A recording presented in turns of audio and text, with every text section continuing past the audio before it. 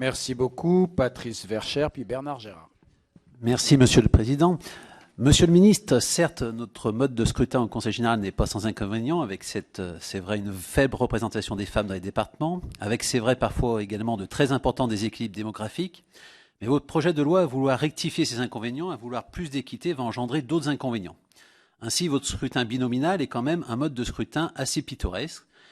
Et je comprends pourquoi nous serons probablement le seul pays du monde démocratique à l'adopter.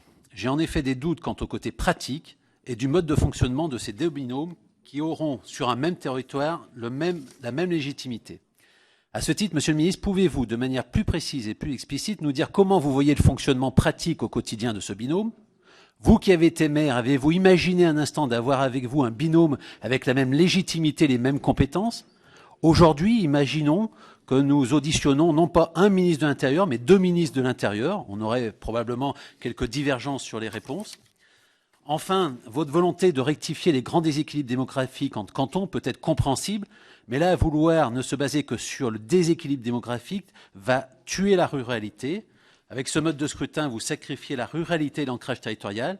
Il va donc fragiliser la représentation du rural au profit de l'urbain. Ne serait-il pas souhaitable d'avoir à côté de la prise en compte de la démographie, une prise en compte également de la topographie de la superficie ? Enfin, dernière question, les conseillers communautaires qui sont dorénavant élus en même temps, ce sont les termes de la loi, doivent-ils être dorénavant reconnus comme ayant un mandat électoral propre ? Et ce mandat rentrera-t-il donc en compte dans la règle du cumul ? Merci mon cher collègue. Donc,